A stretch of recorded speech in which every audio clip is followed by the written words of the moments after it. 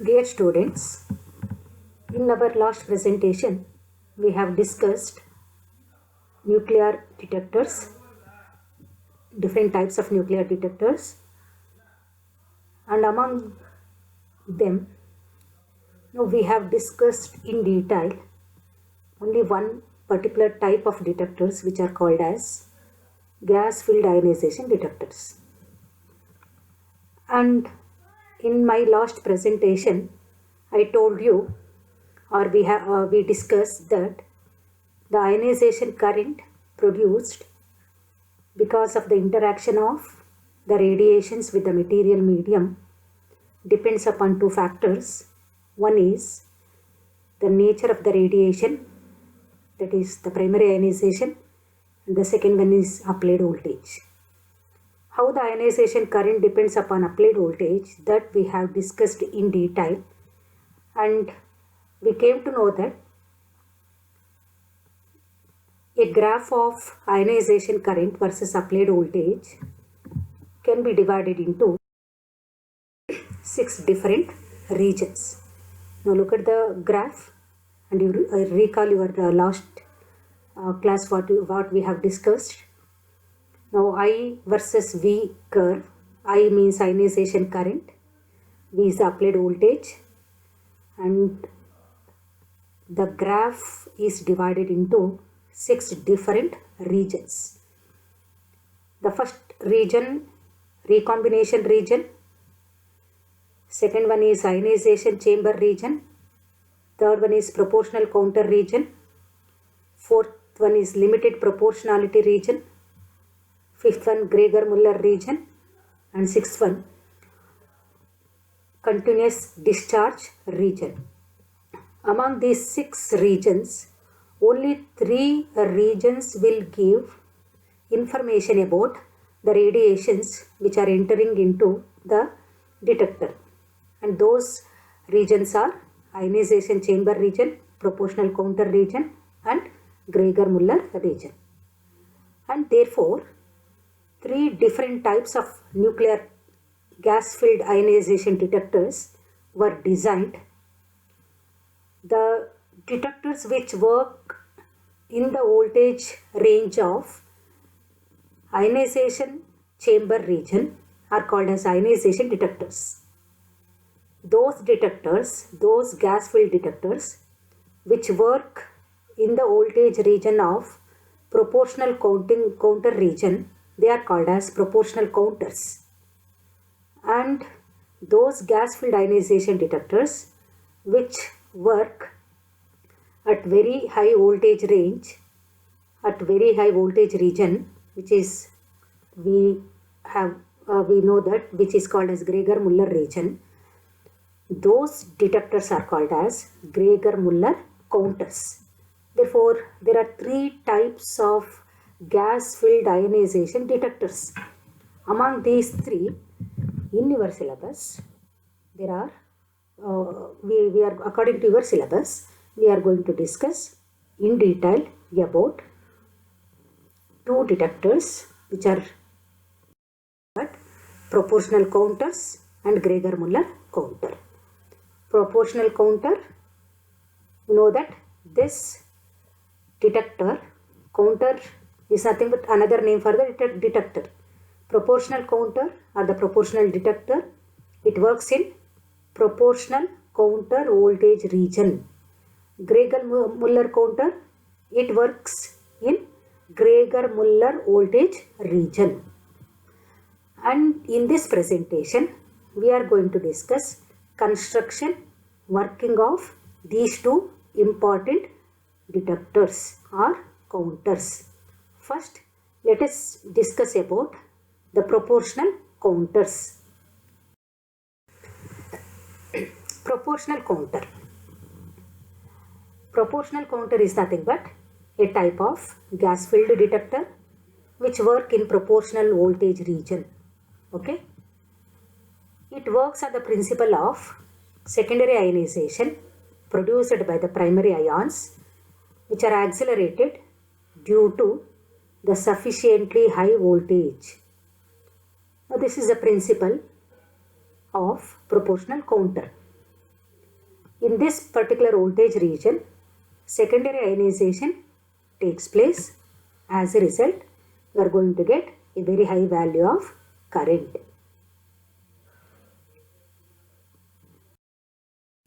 Let us discuss construction and working. Construction and working of all gas-filled ionization detectors are almost the same. Only the dimensions, voltage region and the gas which we are going to use as a medium, they are different, but overall the construction method of measuring the radiations are almost equal. So look at the diagram. Now this is a diagram of proportional counter. Proportional counter consists of a cylindrical gas-filled tube. Look at the dimension. The dimension of this proportional counter is 20 centimeter by 1 centimeter.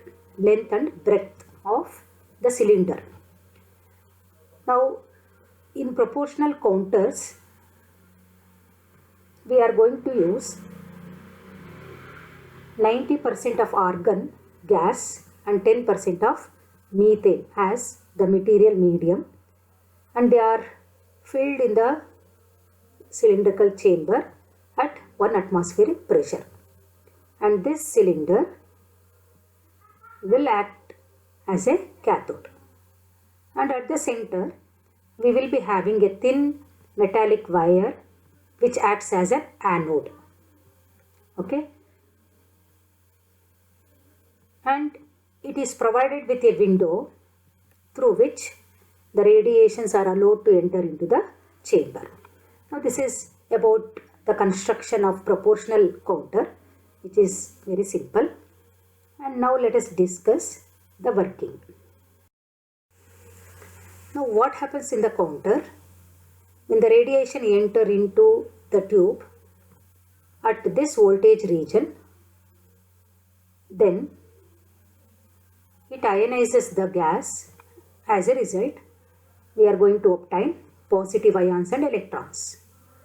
As the voltage is very high, these electrons gets attracted towards the anode with a very high speed, and during its journey, it collides with the gas molecules and it will start to ionize the gas molecules, and this is called a secondary ionization. Primary ionization is the ionization because of the interaction between the radiation and the molecules, whereas secondary ionization is because of the collision between the electrons produced in the primary ionization with the gas molecules. As a result, gas multiplication takes place. A sudden increase in the ion pairs will give rise to a very high value of current. Now this is known as avalanche effect. Because of this avalanche effect, we are going to get very high current, and in this proportional counter, now as the name itself indicates, the current is directly proportional to applied voltage. The current is also directly proportional to the primary ionization produced by the radiation. Therefore, by looking at the current, you can able to find out the particle which is entering into the chamber. Look at the slide. The proportional counter is designed such that each virginal ionization, each primary ionization event due to incident radiation produces only one avalanche. Now this ensures this maintains the proportionality between the number of primary events and the current output. The proportional counters can be calibrated to give distinct voltage pulses which are characteristic of different particles, and hence the particles can be easily distinguished.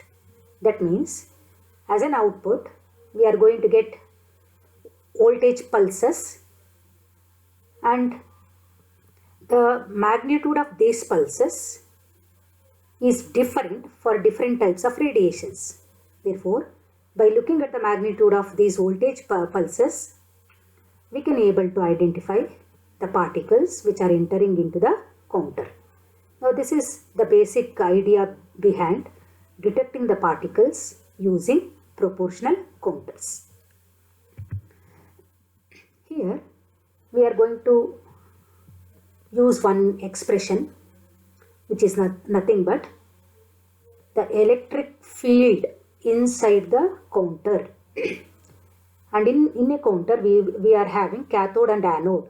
Cathode is nothing but the cylinder. Anode is nothing but the wire which is at the center of the cylinder. Between anode and cathode there exists an electric field. The expression for the electric field at different points in the chamber can be calculated using a particular expression. Before knowing that expression, first let us define certain terms. Let A is the radius of the wire. Wire means the anode, a thin wire which is present at the axis of the cylinder. Let A is the radius of the wire. The value of A is very, very small. Let B is the radius of the cylinder, cathode. And V is the applied voltage. Then, if you want to find out electric field at any point in the chamber which is at a distance r from the anode, from the axis of the cylinder, then the E at that particular point, electric field at that particular point which is at a distance r from the axis of the cylinder is given by E is equal to V divided by R into log natural logarithm ln B by A. Now this is the expression for electric field E at a point which is at a distance R from the axis of the cylinder.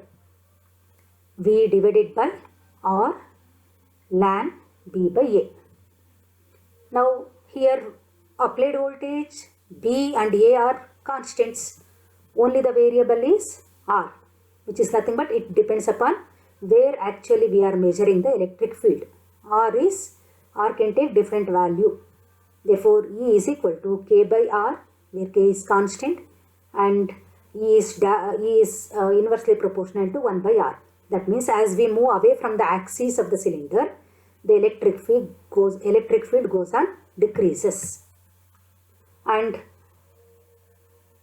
this is an expression in order to calculate E, and you may expect problems in your exam about this particular equation. So,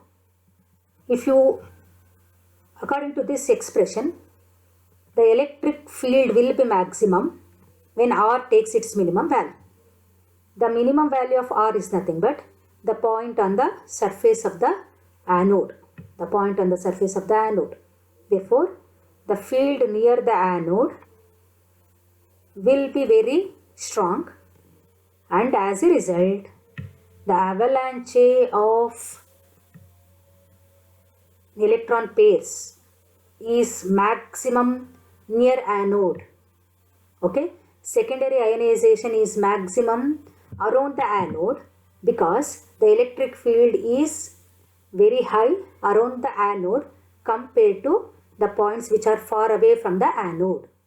Now, therefore, the avalanche of ion pairs or the secondary ionization is more when it reaches the points which are very close to the anode wire. Now, this is about construction and working of proportional counters.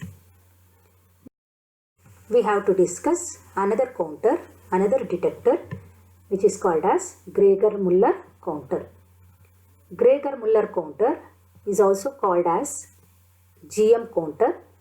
G stands for Gregor, M stands for Muller. He is an ionization detector which is operated in GM voltage region.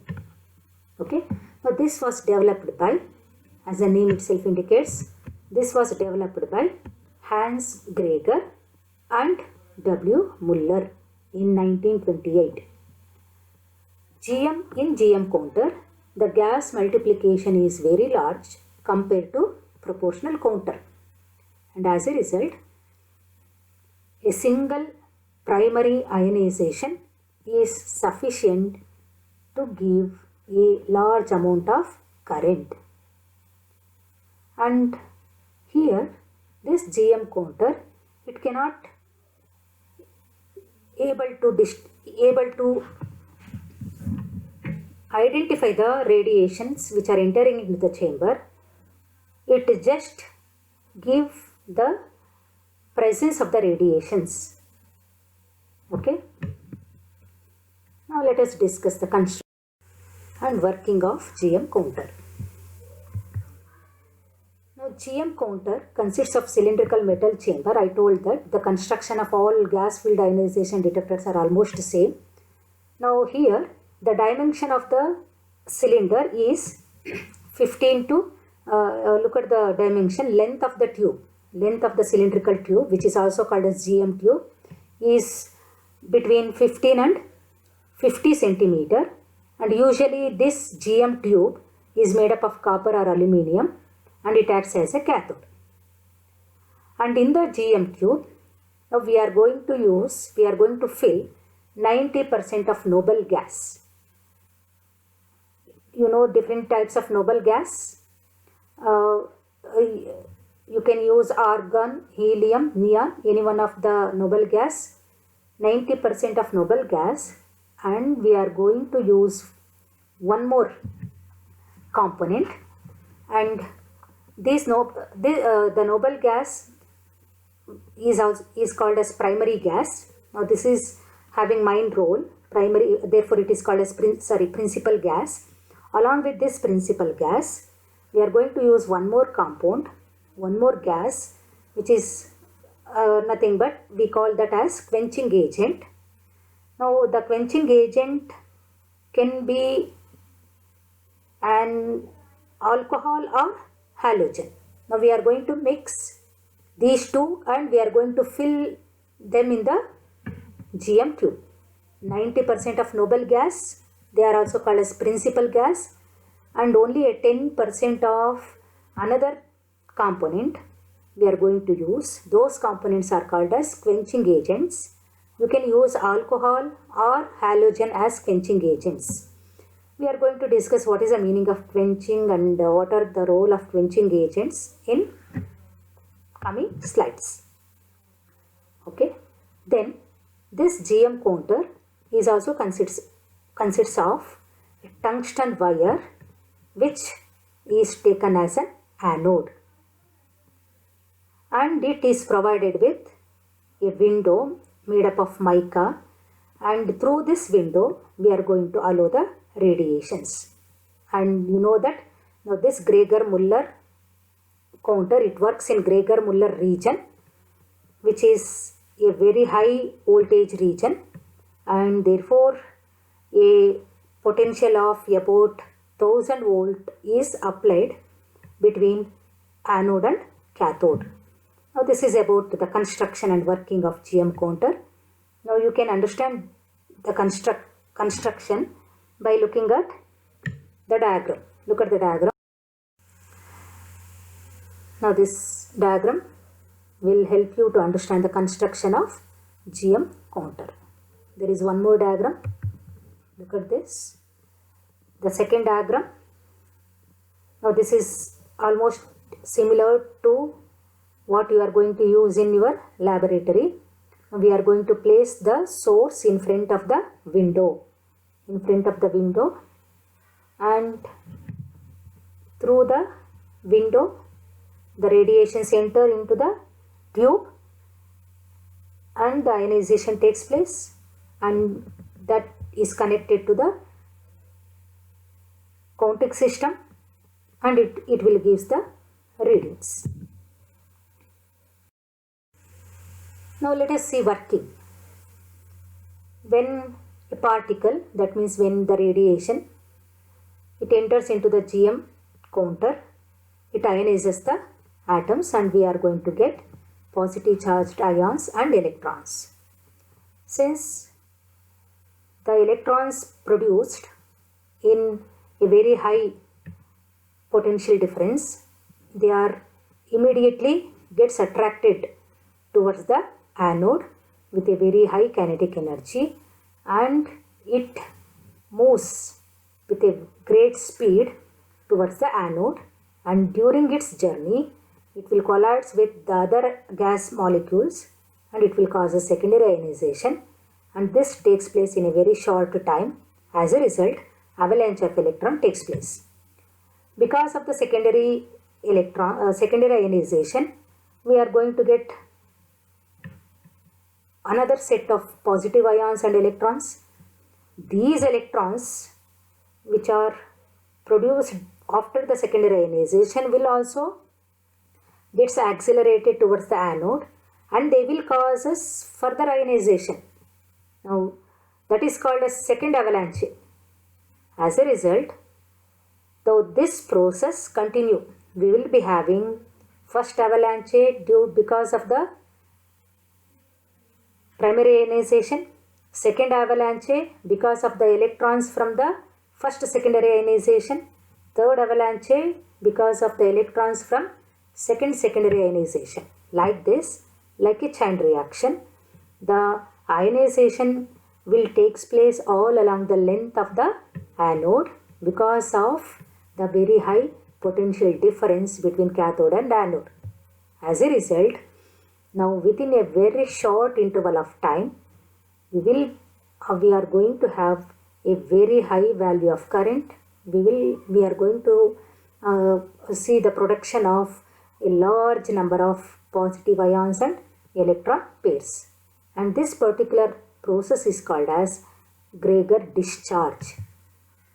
As a result, that means as a consequence of multiple avalanche, a large number of electron ion pairs are produced which give rise to very high current pulse. Okay. For each particle which enters into the tube, now this Gregor-Muller counter will give rise to a current pulse. Okay. Now the number of current pulses will gives an information about the number of particles which are entering into the GM counter. Now this is how a GM counter works. Now again here the expression for electric field at a point which is at a distance of r from the axis of the GM tube is given by E is equal to V divided by R ln B by A, and again here E is proportional to 1 by R. That means the field is very strong around the anode and the avalanche is very strong around anode. Now an interesting thing what happens in the GM counter is, now we know that because of the ionization, positive ions and electrons are produced in the chamber. The electrons will move towards the anode and the positive ions will move towards the surface of the cylinder because it is a cathode. So if you compare the electrons and positive ions, electrons are very light compared to positive ions. Positive ions are very heavy. As a result, the electrons will take very less time to reach the anode. They will move very fast. Whereas the positive ions, being heavy, they move very slowly and they will take more time to reach the cathode. So if you compare the time, the electron will take very short time, which is less than microseconds, whereas positive ions will take very high more time, which is of the order milliseconds. As a result, now the number of electrons will be reducing, whereas there exist more number of positive ions in the chamber. Now these positive ions, as they are moving slow towards the cathode, they are gradually settled. They are gradually form a sheath around the anode, and as a result the potential difference in the chamber will decrease.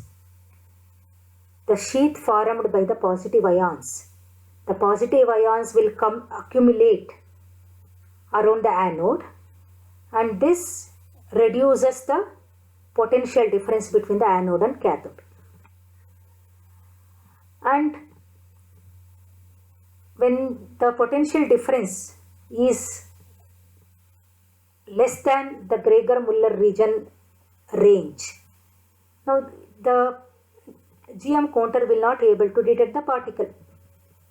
So when the potential difference is becomes less than the Gregor-Muller voltage region, now it cannot able to work, it will not work, and it will stop detecting the particle. So look at the slide. During this time the field around the anode is very small, and therefore the counter is not able to detect the particle and remains insensitive.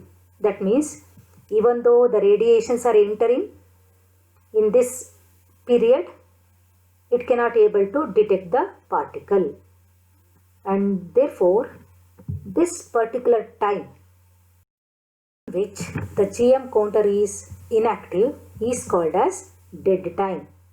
During dead time it will not work. Now how to overcome from this? Now we have to remove the sheath of positive ions which are accumulated in the chamber, then it will automatically begin to work. So that is done by using quenching agents, and after the removal of sheath the GM counter will take some time to recover, and after the recovering period the GM counter will ready to detect the next particle. So look at the graph. Look at the current pulse. Now here the first pulse, TR means rising time.